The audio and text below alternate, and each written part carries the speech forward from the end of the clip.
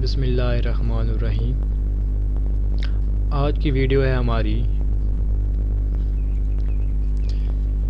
Method to solve quadratic equation. यानी कि आज की वीडियो में हम देखेंगे कि हमारे पास कितने मेथड हैं सॉल्व करने की क्वाड्रेटिक इक्वेशन को। क्वाड्रेटिक इक्वेशन होती क्या है, उसको हम कैसे कैसे सॉल्व कर सकते हैं। तो सबसे पहले वीडियो शुरू करने से पहले आप हमारे चैनल को सब्सक्राइब ज़रूर करें, ताकि हम आपसे और कुछ नहीं चाहते, सिर्फ यही चाहते हैं कि आप सब्सक्राइब कर दें।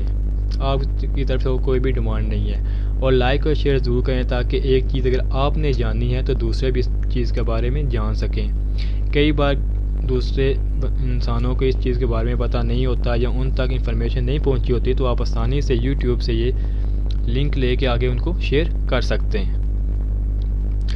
तो हमारे पास क्वाड्रेटिक इक्वेशन को सॉल्व करने के लिए तीन मेथड हैं: फैक्टराइजेशन, कंप्लीटिंग स्क्वायर और क्वाड्रेटिक फार्मूला। क्वाड्रेटिक इक्वेशन सबसे पहले हम देखेंगे कि हमारे पास क्वाड्रेटिक इक्वेशन क्या होती है। तो हमारे पास क्वाड्रेटिक इक्वेशन कोई भी इक्वेशन का हमारे पास इस फॉर्म में लिखी गई हो, ax² + bx + c। बेसिकली इसकी डेफिनेशन हमारे पास क्या होती है कि कोई भी इक्वेशन जिसमें अननोन का हमारे पास स्क्वायर मौजूद हो। अननोन से मुराद हमारे पास वेरिएबल होता है, क्योंकि हम अननोन को वेरिएबल कहते हैं, लेकिन दो से ज़्यादा उसकी पावर यानी स्क्वायर से ज़्यादा उसकी पावर मौजूद ना हो, स्क्वायर उसकी हाईएस्ट डिग्री वहाँ पे मौजूद हो, तो हम उसे क्या कहेंगे, क्वाड्रेटिक इक्वेशन। तो हमारे पास इसकी ये जो ax² + bx + c है, ये हमारे पास इसकी स्टैंडर्ड फॉर्म है। अगर हम बात करते हैं कि हमारे पास प्योर फॉर्म कौन सी है, तो प्योर फॉर्म हमारे पास वो होती है कि जहाँ पे हमारे पास जस्ट स्क्वायर की फॉर्म हो, यानी कि वेरिएबल के स्क्वायर की फॉर्म हो और साथ में कांस्टेंट हो। वहाँ पे हमारे पास और कोई भी वेरिएबल मौजूद ना हो, इवन के x का वेरिएबल भी मौजूद वहाँ पे ना हो, तो हमारे पास उसकी प्योर फॉर्म बनती है ax² + c = 0। तो ये थी हमारे पास चार थी डेफिनेशन क्वाड्रेटिक इक्वेशन के बारे में कि क्वाड्रेटिक इक्वेशन क्या होती है। तो नेक्स्ट है हमारे पास मेथड के सॉल्व करने का फर्स्ट मेथड फैक्टराइजेशन। बेसिकली अगर हमारे पास एक इक्वेशन दी जाती है ax² + bx + c = 0, तो हम अब इसको सॉल्व कैसे करेंगे। तो फैक्टराइजेशन फैक्टर हमने कुछ इस तरह के बनाने होते हैं, लेकिन हम फैक्टर बनाएंगे किसके। बेसिकली हमने दो नंबर लेने होते हैं कोई भी। यहाँ पर अभी हम जनरल टर्म में बता रहे हैं, नेक्स्ट इसको एक एग्जांपल से भी एक्सप्लेन करेंगे कि हमने दो नंबर लेने होते हैं कि वो दो नंबर इस तरह के हों कि अगर हम उनको आपस में ऐड करें तो वो वापस से b बन जाए। b से मुराद हमारे पास वो x की टर्म है। तो अगर हम उन दो नंबर को मल्टीप्लाई करें तो हमारे पास वो ac बन जाए। ac से मुराद ये होती है कि हमने x² और कांस्टेंट को मल्टीप्लाई करना होता है, तो हमने अगर उसको साइड पर लिख देते हैं हमारे पास ये बन जाता है ac। तो हम b के साथ हमने वो दो नंबर सर्च करने होते हैं, फाइंड करने होते हैं कि हम उनको मल्टीप्लाई करें तो हमारे पास ये चीज़ बन जाए, ऐड करें तो हमारे पास वापस ये b बन जाए। तो उसके लिए हम एक क्वेश्चन ले लेते हैं जिसको हम सॉल्व करते हैं, वहाँ से आपको आसानी से समझ आ जाएगा कि हम किस तरह इसको फाइंड आउट करते हैं। हमने एक क्वेश्चन यहाँ पे ले लिया x² - x - 20 = 0। ठीक है, फर्स्ट हमने क्या करना था कि हमने दो नंबर लेने थे। अगर हम उनको ऐड करें तो हमारे पास वो x वाली वैल्यू बन जाए, अगर हम उनको मल्टीप्लाई करें तो हमारे पास वो क्या बनने चाहिए, मल्टीप्लाई करें तो हमारे पास बनने चाहिए -20, क्योंकि हमारे पास a यहाँ पे क्या है 1 है और यहाँ पे हमारे पास c क्या है -20। अब हमने वो दो नंबर देखने। अब वो दो नंबर देखने के लिए ना हमारे पास कुछ ख़ास किस्म की ट्रिक्स होती हैं कि हमने दो नंबर देखने हैं, लेकिन उनके साथ साइन कैसे होंगे, पॉजिटिव होंगे, नेगेटिव होंगे, कैसे होंगे। अब देखें, हमें जो यहाँ पर ac चाहिए ना वो नेगेटिव है।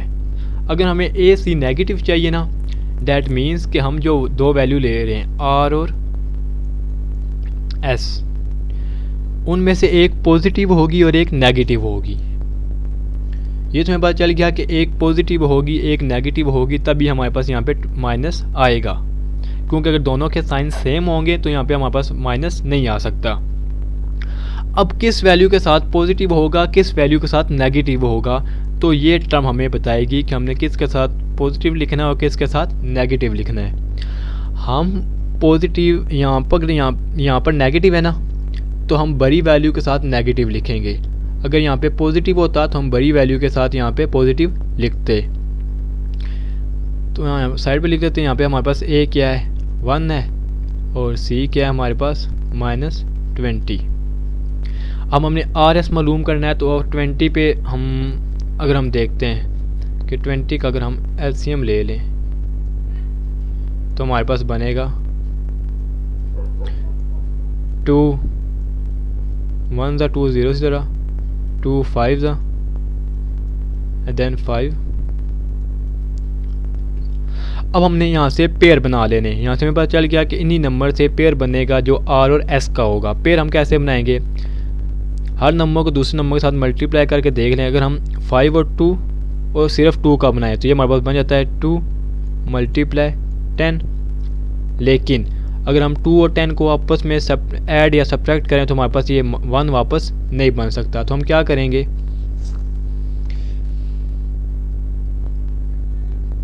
हम पेयर बनाएंगे 2 के साथ मल्टीप्लाई कर लेंगे और 5, यानी कि हमारे पास बन जाएगा 4 और 5। अब 4 5, अब हमने क्या बताया था कि यहाँ पे नेगेटिव है ना, तो हम क्या करेंगे बड़ी वैल्यू के साथ नेगेटिव, यानी कि -5 + 4। अब इसका नेक्स्ट स्टेप हमारे पास होगा x² होगा हमारे पास, तो साथ में हम लिख लेंगे, अपनी मर्ज़ी है, पहले -5 लिखें या +4, उससे फ़र्क नहीं पड़ेगा। -4 + 4x -20 = 0। अब नेक्स्ट स्टेप हमने ये करनी है कि फर्स्ट 2 में से जो कॉमन बनता हो और नेक्स्ट 2 में से जो कॉमन बनता हो।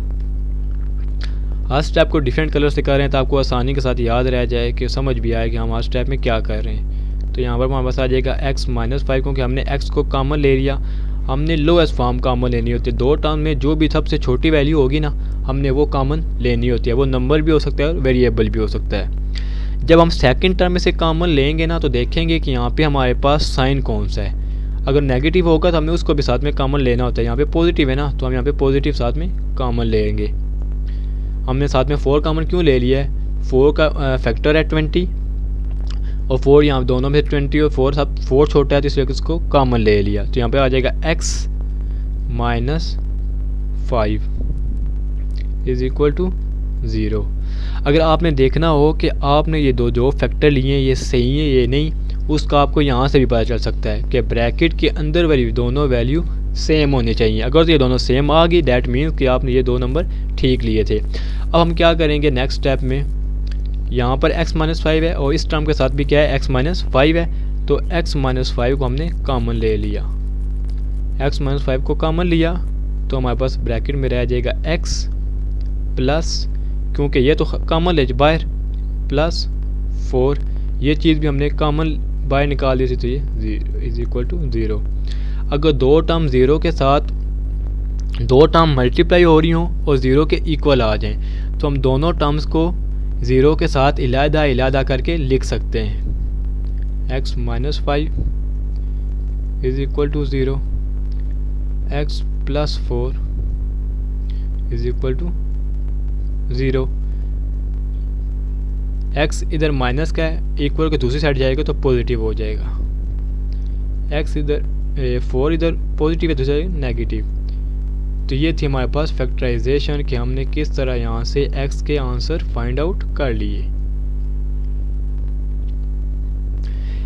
एक और चीज़ कि अगर हमारे पास क्वेश्चन की फॉर्म ना बनी हो क्वाड्रेटिक, फॉर एग्जांपल अगर दे देता है x -x² = 5, यहाँ पे अब क्वाड्रेटिक फॉर्म तो नहीं बनी है। सबसे पहले हमने इसको स्टैंडर्ड जो फॉर्म है ना हमारे पास, उस फॉर्म में लेके आना है। तो इसको पॉजिटिव करने के लिए हम इसको दूसरी साइड पे ले जाएंगे, तो ये हमारे पास बन जाएगा x²। x पॉजिटिव है, दूसरी जाके नेगेटिव हो जाएगा और वो 5 वहाँ पे पहले से मौजूद है, +5। अब आप इक्वल इधर लिखें या दूसरी साइड पे लिखें, इससे फ़र्क नहीं पड़ता, तो हम इधर लिख रहे हैं = 0। पहले आप ये फॉर्म बनाएंगे, उसके बाद इसको सॉल्व करेंगे। अब हमारे पास कुछ क्वेश्चन इस तरह के आ जाते हैं कि जिनको हम फैक्टराइजेशन से सॉल्व नहीं कर सकते, जिनकी फैक्टराइजेशन नहीं बन रही होती, क्योंकि हमारे पास यहाँ पे टर्म में क्या आ जाते हैं, प्राइम नंबर आ जाते हैं। प्राइम नंबर आ जाए, यहाँ पे हमारे पास 5 है ना, अब 5 के टेबल किसका जाता है, 5 1 5 ही जा सकता है। तो अब यहाँ पे हमारे पास फैक्टराइजेशन फेल हो जाती है।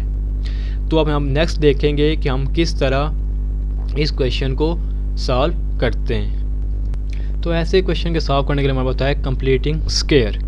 कंप्लीटिंग स्क्वायर को हम स्टेप बाय स्टेप बताएंगे ताकि आपके लिए इजीली हो जाए कि हम किसी क्वेश्चन को कैसे वो सॉल्व करते हैं। स्टेप से बाय स्टेप करने से ये आसानी हो जाती है ना कि आपको याद रहेगा कि हाँ मैंने स्टेप 1 कर लिया, अब स्टेप 2 की तरफ चलते हैं। ऐसे भी कोई क्वेश्चन लेके सॉल्व कर दें तो हो तो जाना है, लेकिन फिर समझ ना आने की फिर फ़ायदा नहीं है वीडियो बनाने का। तो हमारे पास कंप्लीटिंग स्क्वायर के लिए स्टेप 1 से शुरू करना है। ठीक है, हमारे पास एक इक्वेशन दे दी गई है 7 1 7। यहाँ पे भी हमारे पास क्या बनेगा, -7 बनेगा ना। ए और सी को मल्टीप्लाई करेंगे तो हमारे पास अब ऐसे कोई भी दो नंबर नहीं है कि हम उनको आपस में ऐड करें तो 2 बने और मल्टीप्लाई करें तो -7 बने, क्योंकि 7 क्या है, प्राइम नंबर है। इसका सोल्यूशन क्या होता है, स्टेप 1 एक्स स्क्वायर के साथ जो भी वैल्यू दी गई है, एक्स स्क्वायर के साथ कोई वैल्यू नंबर दिया गया हो या कोई साइन दिया गया हो, यानी कि नेगेटिव साइन आ जाता है फॉर एग्जांपल, तो हमने उसको ख़त्म करना होता है। अगर नेगेटिव साइन दिया जाता है तो हम -1 से उस नंबर से मल्टीप्लाई कर देंगे। तो कोई नंबर दिया जाता है तो हम उसको इससे डिवाइड कर देंगे। स्टेप 1 हमने इसको 7 से डिवाइड कर दिया। अब देखें यहाँ पे हमारे पास x की टर्म क्या होगी है, अकेली होगी। फर्स्ट स्टेप हमारे पास यही था कि हमने इसकी टर्म को अकेला करना होता है। स्टेप 2 हमारे पास जो कांस्टेंट दिया जाएगा उस पूरी वैल्यू में, अगर हमारे पास कांस्टेंट दिया गया है तो हम क्या करेंगे, उसको इक्वल की राइट साइड पे ले जाएंगे। इक्वल की राइट साइड पे ले जाना, ये हमारे पास स्टेप 2 आता है। स्टेप 1 एक्स स्क्वायर को इलादा किया, एक्स के साथ कोई भी नंबर को इलादा किया। स्टेप 2 कांस्टेंट को राइट साइड पे ले गए। स्टेप 3 हम करते हैं कि adding square of 1/2 multiply coefficient of x on both side, यानी कि हमारे पास x का जो भी कोफिशिएंट होगा उस इक्वेशन में मौजूद होगा। ठीक है, उस इक्वेशन को 1/2 से मल्टीप्लाई करेंगे। 1/2 से मल्टीप्लाई करने के बाद हमारे पास जो भी आंसर आए, कोई भी आंसर आता है आपके पास, मैंने यहाँ पे लिखा है कोफिशिएंट ऑफ x, यानी हम साथ में x नहीं लिखेंगे, जस्ट उसका वो कांस्टेंट नंबर लिखेंगे जो x के साथ आ रहा है। यानी कि हमारे पास ये जो नंबर आ रहा था, x के साथ जो भी नंबर हमारे पास आएगा वो पॉजिटिव होता है, नेगेटिव होता है, कोई भी हमें नहीं पता, हमने जस्ट उसको 1/2 से मल्टीप्लाई कर देना है। मल्टीप्लाई करने के बाद अगर थोड़ा सॉल्व होता है तो सॉल्व कर लें, अगर नहीं होता तो डायरेक्ट हमारे पास जो भी आंसर बनता है उसके, यानी कि अब यहाँ पे हमारे पास क्या बना है 1/7, तो 1/7 के हमने कंप्लीट स्क्वायर को दोनों साइड पे ऐड कर देना है। दोनों स्क्वायर को दोनों साइड पे ऐड कर देना है। ऐड करने के बाद हमारे पास क्या होगा, अगर आप देखें तो हमारे पास ये जो लिखा हुआ है लेफ्ट साइड पे, ये हमारे पास क्या बनता है, एक्स स्क्वायर प्लस 2x 1/7 का प्लस 1/7 का स्क्वायर। तो ये कौन सी फॉर्म है, a square plus 2ab plus b square. तो ये हमारे पास इक्वल होता है a प्लस b का होल स्क्वायर। अगर यहाँ पे हमारे पास नेगेटिव आ जाता तो क्या होता है, नेगेटिव से कोई फ़र्क नहीं पड़ना हमें, क्योंकि यहाँ पे हमारे पास ऊपर स्क्वायर है और स्क्वायर हमेशा नेगेटिव को ख़त्म कर देता है, या इवन नंबर है तो इवन नंबर नेगेटिव को ख़त्म कर देता है। तो अब देखें हमारे पास कौन सी फॉर्म बनी है, ये जब हमारे पास ये फॉर्म बन गया है तो हम इसको फार्मूले की फॉर्म में लिख लेंगे। फार्मूले की फॉर्म में इसको लिख लिया, हमारे पास a था x और b था 1/7, और राइट हैंड साइड में हमने उसको स्क्वायर को ओपन कर लिया तो हमारे पास आ गया 1/49। अब हमने क्या करना है, यहाँ पे इसका एलसीएम लेना है। तो एलसीएम लेने के लिए हम क्या करते हैं, डिनोमिनेटर में हमारे पास जो नंबर दिया जाता है उसका एलसीएम फाइंड आउट करते हैं। इसका एलसीएम मालूम करेंगे तो 7 7 49 और 7 1 7 और 7 1 7, तो ये हमारे पास बन गया 7 7 49। तो इसका एलसीएम बनेगा हमारे पास 49। अब इसको भी लिखने का एक तरीका होता है, 49 आ गया ना, तो हम इन दोनों टर्म के साथ पहले 49 को डिवाइड करेंगे पहले 1/49 का देख लेते हैं। तो इसका क्या होता है कि हमने 49 को 49 से डिवाइड किया तो हमारे पास आंसर आ जाएगा 1। ये जो हमारे पास 1 आएगा ना, इसको इसके नोमिनेटर के साथ मल्टीप्लाई कर देंगे, 1 × 1। देन साइन प्लस का है तो हम यहाँ पे प्लस लिखेंगे। अब 7 को 49 के साथ डिवाइड करना है, 49 डिवाइडेड बाय 7, 7 1 ज़ा 7, 7 7 ज़ा 49। तो हमारे पास क्या आ गया 7। तो हम क्या करेंगे 7 × 1। आप इसको एक इस फॉर्म में भी देख सकते हैं कि हमारे पास डिनोमिनेटर में जो भी वैल्यू दी जाती है ना, हम उसको इस पूरी वैल्यू के साथ मल्टीप्लाई करते हैं। फॉर एग्जांपल ऐसे ही 1/7 × 49, 7 × 1 देखिए हमने यहाँ पे लिखा हुआ है। आप किसी तरीके से भी कर सकते हैं, ये आप पे डिपेंड करता है, जिस मर्जी मेथड्स को सॉल्व करें। 1/49 का देखें तो हमारे पास क्या बनता है 1/49 × 49, जो हमारे पास डिनोमिनेटर में है। तो हमारे पास क्या बनेगा 1 × 1 यहाँ पे लिखा हुआ है। तो ये हमारे पास आ जाएगा 1 + 8 7/49। तो ये हमारे पास आ जाएगा 8/49। तो हमारे पास ये क्या आ गया 8/49। इसको दोबारा लिख लेते हैं 8/49। और यहाँ पे हमारे पास क्या था x + 1/7 का स्क्वायर। तो दोनों तरफ हम स्क्वायर रूट ले लेंगे, स्क्वायर रूट। तो यहाँ पे आ जाएगा x + 1/7। तो हमने स्क्वायर रूट लिया है ना, जब हम स्क्वायर रूट को ख़त्म करते हैं तो प्लस माइनस राइट साइड पे या लेफ़्ट साइड पे भी लगा सकते हैं, लेकिन हम अपनी आसानी के लिए राइट हैंड साइड पे लगाते हैं। स्क्वायर रूट दोनों पे अलग अलग लिखा। और 8 का जो स्क्वायर रूट होता है वो होता है 2√2 और 49 का 7। 2√, कैसे होता है हमारे पास, अगर हम 8 का एलसीएम लें तो हमारे पास आता है 2 4 ज़ा 8, 2 2 ज़ा 4, 2 1 ज़ा, यानी कि हमारे पास वैल्यू बनती है 2 का स्क्वायर साथ में 2। और जब इनके ऊपर अंडर रूट आ जाएगा, नीचे करके लिख लेते हैं, तो दोनों पे अंडर रूट अलग करके लिखते हैं हम। अंडर रूट में अगर दो वैल्यू मल्टीप्लाई या डिवाइड हो रही हो तो वहाँ पर हम उनके स्क्वायर रूट को इलादा करके लिख सकते हैं। तो ये स्क्वायर रूट स्क्वायर से कट जाएगा तो हमारे पास आ जाएगा 2 √2 और साथ में 7 और साथ में यहाँ पे प्लस माइनस। तो नेक्स्ट स्टेप हमने क्या करना है x = यहाँ पे हमारे पास क्या है 1/7 है ना, तो हम इसको दूसरे साइड पे ले जाएंगे तो हो जाएगा -1/7 प्लस माइनस 2 √2/7। तो यहाँ पे आपका आंसर कंप्लीट हो जाता है। अगर आपने एक स्टेप और करना है तो आप कर सकते हैं कि आप इसका भी एलसीएम ले लें, तो आपका आंसर आ जाएगा x = -1 प्लस माइनस 2 √2/7। तो इस तरह एक प्लस में और एक नेगेटिव में आपके आंसर आ जाएंगे। तो ये मेथड था हमारे पास कंप्लीटिंग स्क्वायर का।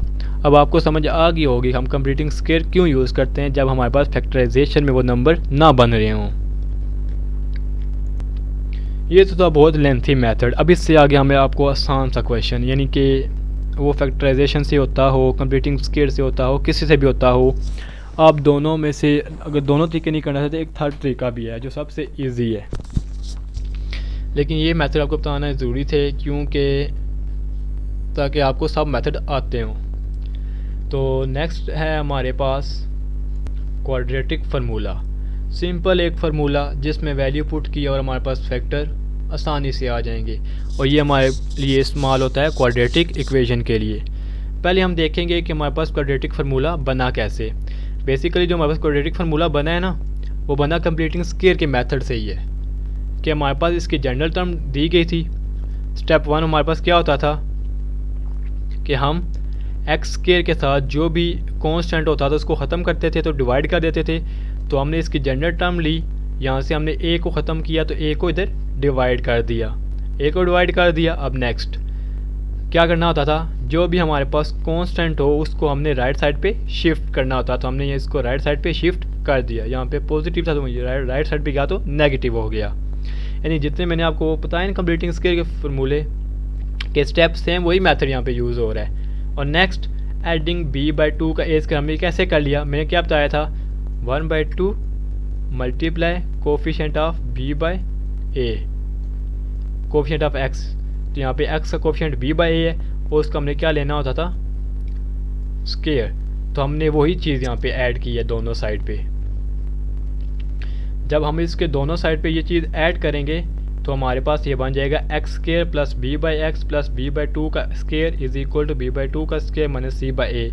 तो इधर आगे हमने ये क्या किया है कि हमने यहाँ पे बी स्क्वायर ओपन कर लिया और 2a का square 4a square minus C by A. अब जो हमारे पास लेफ्ट हैंड साइड पे चीज़ होती है ये हमारे पास बन गया है एक कंप्लीट स्क्वायर।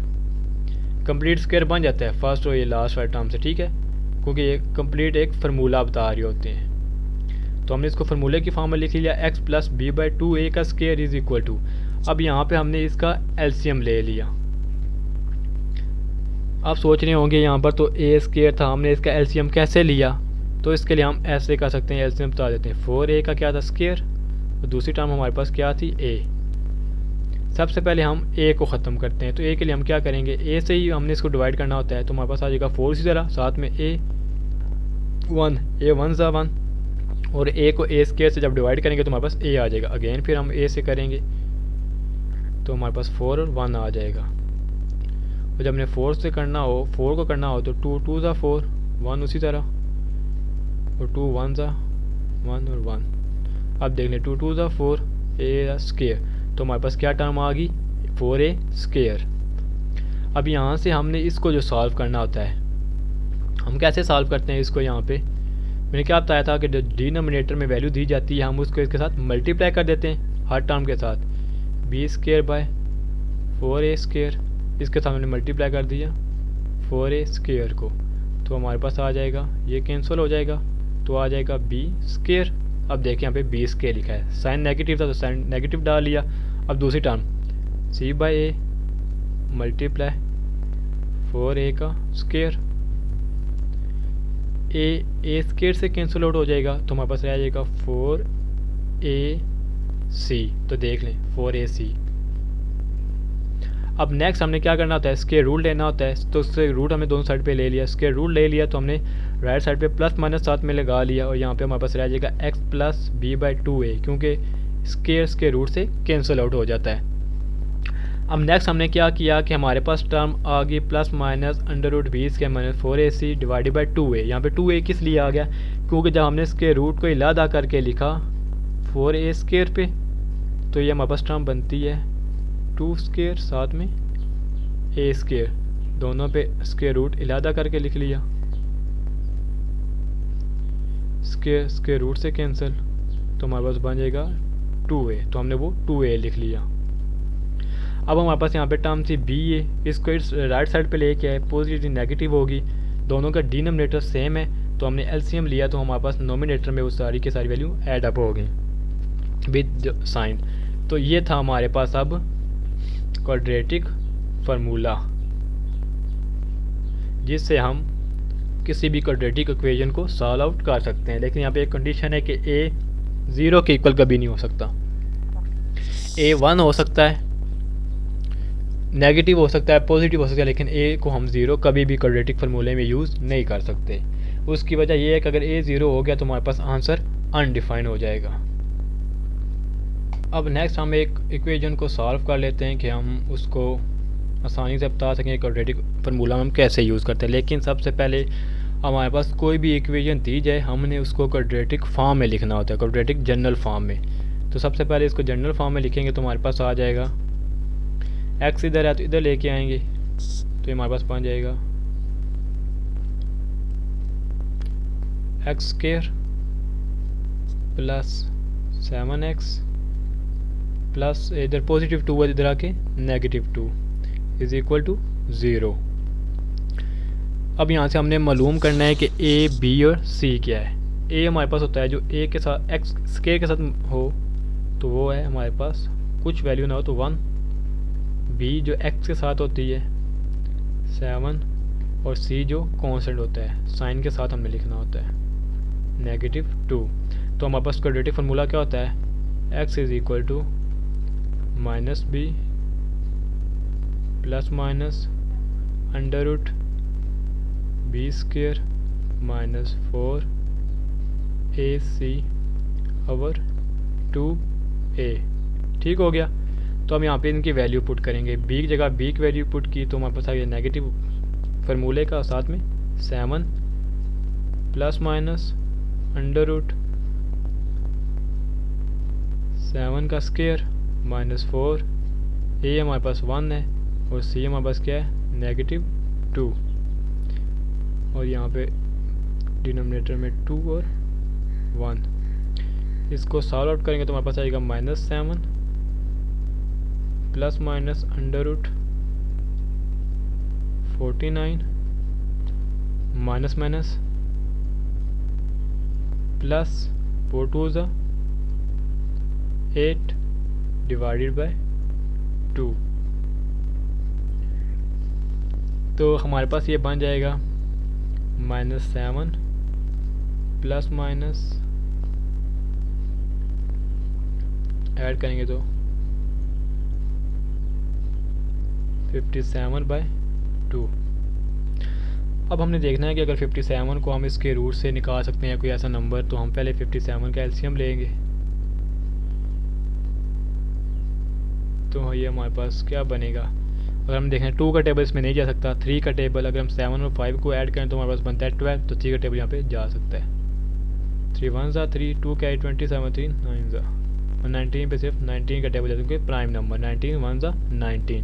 3 और 9 दो अलग नंबर है, किसी चीज़ का स्केयर यहाँ पे हमारे पास नहीं बन रहा, तो यहाँ पे हमारे पास दोनों नंबर क्या बनते हैं, अलग अलग है ना, तो किसी का स्केयर नहीं बन रहा, तो हमारे पास ये इसी तरह रहेगा एक्स में। तो आप इसको एक बार पॉजिटिव लिख सकते हैं और एक बार नेगेटिव, इस तरह आपके पास क्वाड्रेटिक फार्मूला बन जाएगा। तो आज के वीडियो में हमने क्या सीखा कि हम किस तरह क्वाड्रेटिक इक्वेशन क्या होती है और हम उसको कितने मेथड से सॉल्व आउट कर सकते हैं। और लास्ट पे एक बार फिर हमारे चैनल को सब्सक्राइब ज़रूर करें और साथ में बेल आइकन का ज़रूर क्लिक करें ताकि हमारे आगे आने वाली वीडियो की नोटिफिकेशन आपको आते जाएं और हम आपको हम कुछ चीज़ें सिखा सकें। Thank you.